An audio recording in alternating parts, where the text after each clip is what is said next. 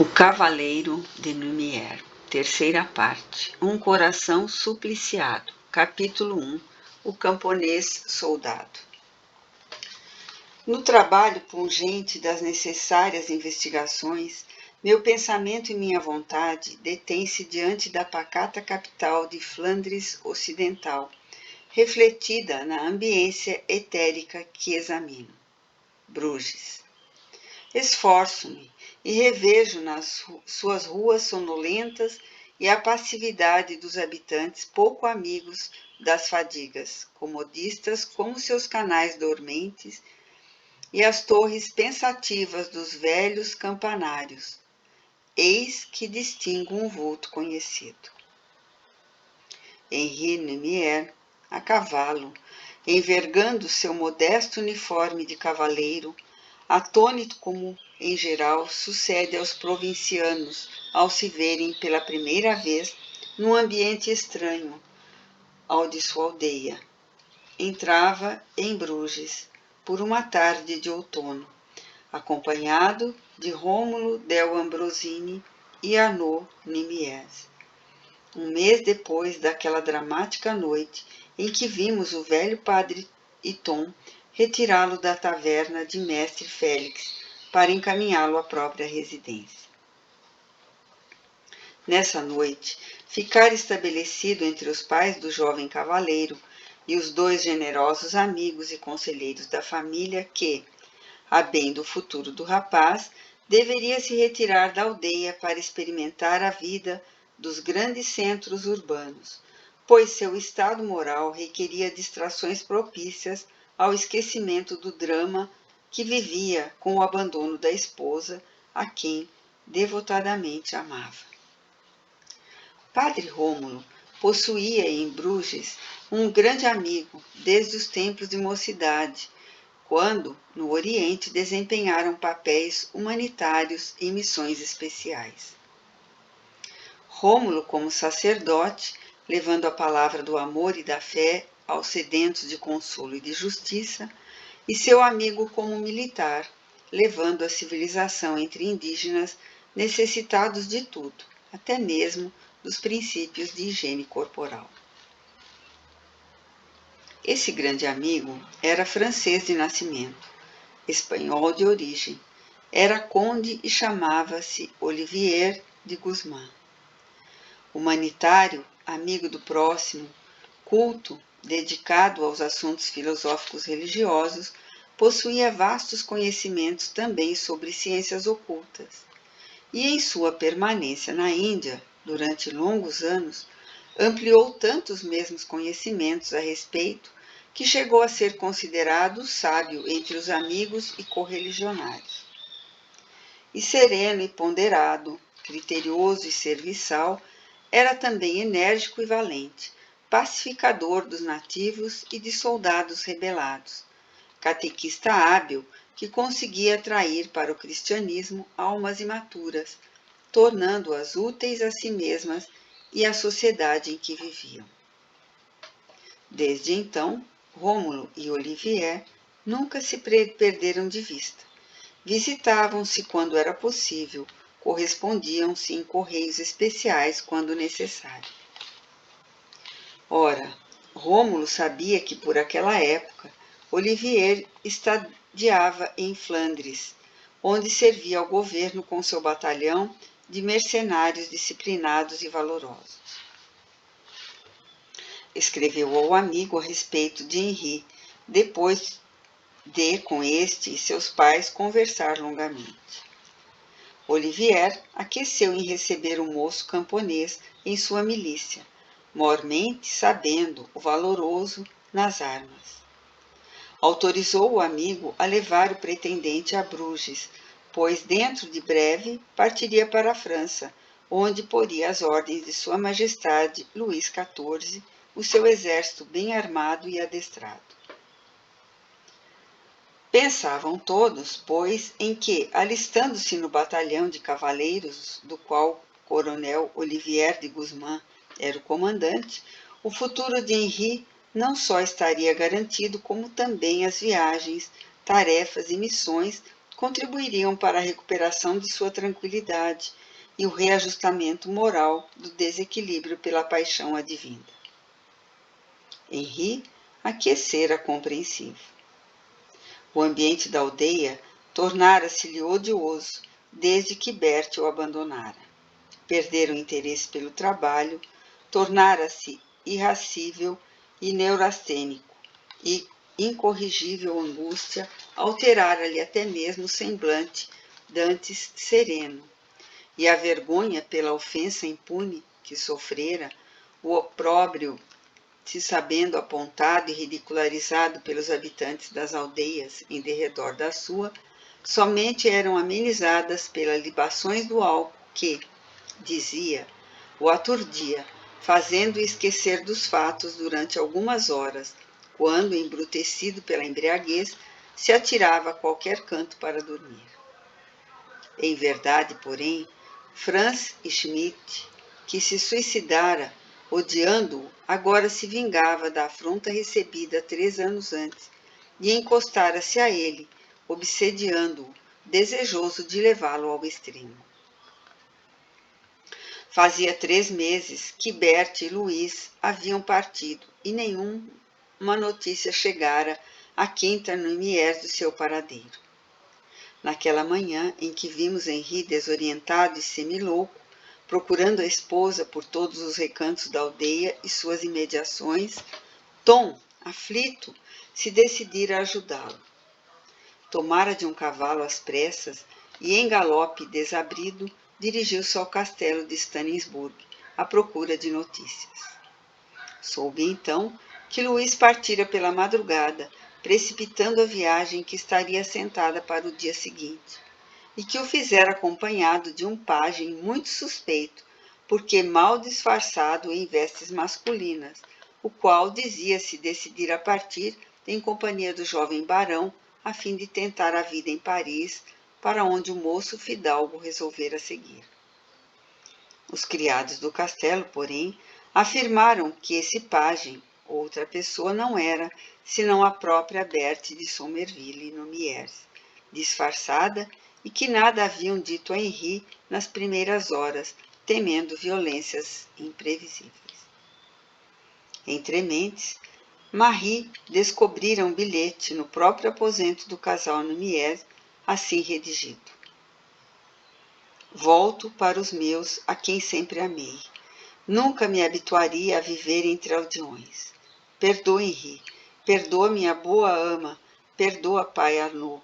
Eu vos amo e vos agradeço, mas não me seria possível ver partir para sempre meu pobre Luís. E Rômulo, pela tarde, visitando o mesmo aposento e examinando os restos de cerveja ainda retidos no jarro, sorvidos após a ceia, constatara que a formosa Berthe contaminara a cerveja com drogas narcotizantes, a fim de adormecer o marido seguramente e sair sem maiores preocupações. Mas, senhor, nada deixou transparecer, mostrou-se amável e terna com Henri o dia todo. Luís resolveu partir de um momento para outro.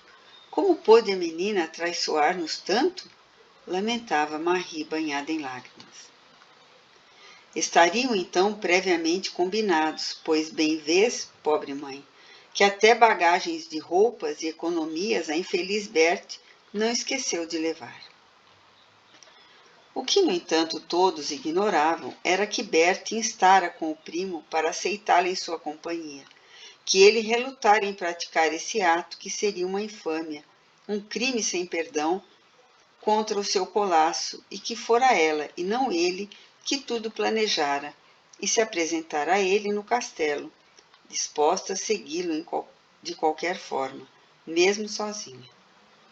Luís amava, fraquejou-a na resistência, escondeu-a durante algumas horas em seus aposentos, providenciou roupas masculinas para ela e, precipitando a viagem, partiu pela madrugada, temendo consequências desastrosas.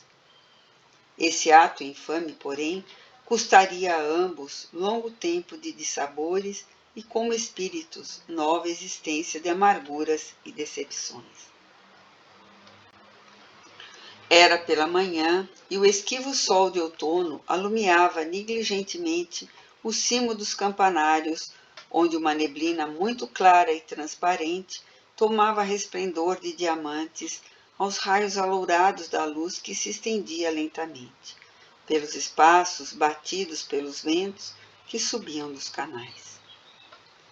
Padre Rômulo, que na véspera, chegando a Bruges, se dirigira a modesto hotel com os companheiros, agora tratava de indagar de seu velho amigo Olivier de Guzmán, estaria na cidade ou no seu velho solar do campo. Obtendo as necessárias informações no próprio quartel onde sediava a cavalaria do ilustre militar, o piedoso sacerdote partiu com o filho de Arnaud para a residência do amigo, em cuja capacidade de auxiliar depunha esperanças para socorrer seu querido discípulo.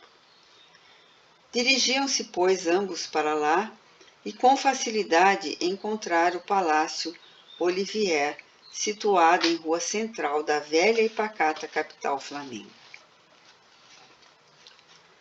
Olivier de Guzmán contava cerca de 60 anos. Era forte e alto, de estatura, e seu porte digno e grave infundia respeito a quem dele se aproximasse, a despeito da doçura estampada em seus olhos cinzentos e no sorriso bonachão, com que sempre se predispunha a atender aqueles que dele se cercavam. O conde de Guzmán é um nobre franco-espanhol e um verdadeiro fidalgo pela bondade do coração e a retidão do caráter, meu caro Henri, e encontra-se à altura de transformar a tua situação até que te tornes verdadeiramente apaziguado contigo mesmo. Será necessário, porém, que tenhas boa vontade para atendê-lo e segui-lo, cooperando com ele a serviço de ti mesmo. Conheci-o na Índia, durante nossa mocidade, quando por ali andei em peregrinações a serviço de Jesus. E ele em missão militar que degenerou em curso de ciências ocultas, transcendentes e catequese religiosa junto aos nativos, dizia Rômulo ao moço provinciano, enquanto caminhavam, demandando a residência do amigo. Recomendar-te-ei ao seu cuidado e estou certo de que meu pedido será acatado, por sua boa vontade, sempre pronta a servir. Trata tu de te portares com dignidade junto dele, conquistando por ti mesmo sua estima e sua confiança. Olivier recebeu o amigo com as mais desvanecedoras atenções, revelando-se o democrata de sempre. Entenderam-se plenamente a respeito de Henri. Foi ele posto a par da situação moral do moço provinciano e resolvera-se que, aldeão abastado, sabendo ler, escrever e contar perfeitamente, coisa rara na época, já armado cavaleiro pelo senhor do burgo, onde residia e onde dera o serviço militar, comprariam com uma companhia de cavaleiros e receberiam a patente de capitão, para servir no batalhão do próprio. Ao rei da França, que necessitava de soldados e para onde se dirigiriam dentro de curto prazo. Henri comprou a companhia de cavaleiros indicadas, envergou a farda de capitão e concordou em servir às ordens de Olivier de Guzmán, com quem já simpatizara. Era Luís de Narbonne reencarnado, voltando aos labores militares com tão grato lhe fora na anterior existência. Entre mentes, padre Rômulo e pai Arnaud haviam regressado à aldeia de Steinsburg e à Quinta-Nimier, respectivamente constrangidos ante a necessidade da separação daquele que tanto se preocupava. E o louro cavaleiro de Nimier reconheceu-se só na cidade estranha e triste, que se envolvia em brumas frias, tão logo o sol se punha atrás dos campanários. Deveriam seguir para a França, mas a ordem de partida tardava, e Henri se enervava, ansioso por partir. A vida do novo capitão decorria monotonamente entre as ocupações do novo estado e a vida displicente dos homens de armas, que se dividiam entre o quartel e as tavernas, onde se excediam em companhias pouco recomendáveis. Comprimindo-lhe o coração cruciantes saudades da aldeia natal, e as recordações do passado venturoso castigavam sua mente, apoucando-lhe o ânimo cada dia que se passava. E pouco expansivo, não se unia aos companheiros para solidificar afeições que amenizariam a solidão em que se aprazia permanecer. Em vão, Olivier de Guzmán convidava-o ao serão da própria família, fiel às recomendações do amigo de Ambrosini. O moço aldeão, depois de comparecer algumas vezes, agradecido pelas demonstrações de apreço que recebia, furtava-se agora aos saraus e bailes para que era convidado, deslocado num ambiente ultra-elegante, no qual contemplava todos felizes quando ele próprio trazia a mágoa de incuráveis decepções. Dava-se, porém, ao prazer de longas caminhadas pelas ruas de Bruges, sozinho, cabisbaixo e soturno, sem mesmo prestar atenção aos demais transeuntes, que lhe admiravam o belo porte de cavaleiro e a música das esporas de suas botas ao lajeado do chão, quando pisava rude em passadas ritmadas. Em Stanisburg ocorrera a notícia de que Luís Frederic se dirigira para a França. Por isso, não contava encontrar Berthe em Bruges, não a procurava, não indagava por ela ou por Luís. Uma tarde, porém, seus passos o encaminharam para uma praça de aspecto nobre, rodeada de palácios e edifícios de grande beleza arquitetônica. Uma ponte de pedra, com longos bancos incrustados em desvãos caprichosos, dava acesso ao outro lado do aristocrático logradouro. Naquela hora da tarde, quase ao crepúsculo, a praça apresentava aspecto pacato e muito tranquilo. Fora para essa ponte que Henri se dirigira nesta tarde. Sentou-se maquinalmente num dos bancos e manteve-se pensativo, como sempre, ao passo que os raros transeuntes passavam de regresso aos seus lares. Subitamente, sons de harpa se fizeram ouvir próximo ao local onde ele se achava. Partiam de um palácio próximo e Henri, que admirava a música, voltou-se emocionado ao ouvir os primeiros acordes de uma canção que não lhe pareceu desconhecida.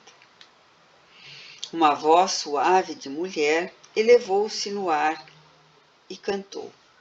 Cantou velha canção medieval, cheia de passagens apaixonadas, lembrando a castelã amorosa que perdera o seu guerreiro em certa batalha cruel. O cavaleiro de Lumière sobressaltou-se. Céus! Bradou para si mesmo. Esta voz é de Berthe. Ela aprendeu essa canção com o padre Tom em sua infância e a ensaiava muitas vezes quando veio para Lumière. Mas então é preciso que te veja, Berthe. É preciso que te veja e te peça contas da infâmia que praticaste contra mim. Ele vibrava e seu coração pulsava com tal violência que lhe entumecia a garganta e anuviava a vista. Quase inconscientemente, dirigiu-se para o palácio, disposto a entrar e devassá-lo de qualquer forma. Mas eis que cessara a formosa canção, e o ímpeto que o acometera arrefeceu-se. Estou louco, murmurou. Não é possível. Berthe fugiu para a França. Não se atreveria a residir em Bruges. Fugiu para a França, onde Luís possui parentes. Essa canção, ela cantava em outros tempos. Não pode ser ela. Não é ela. E voltou a sentar-se no banco, disposto a esperar nova canção, a fim de estudar melhor o tom daquela voz feminina que o comovera. Querida Berthe, que falta tu me fazes. Se te encontrasse, teria que forças para matar-te ou perdoaria a tua falta para recomeçar a vida em teus braços? Falou consigo mesmo. Mas a doce voz não voltou a cantar. Ele esperou, a noite caiu, o palácio encheu-se de luz festiva, mas ele nada mais ouviu senão músicas de danças. Havia ali uma festa. Observou, no entanto, que um homem passava pela porta. Abordou-o. Podeis informar-me, senhor, quem habita aquele palácio gótico acolá?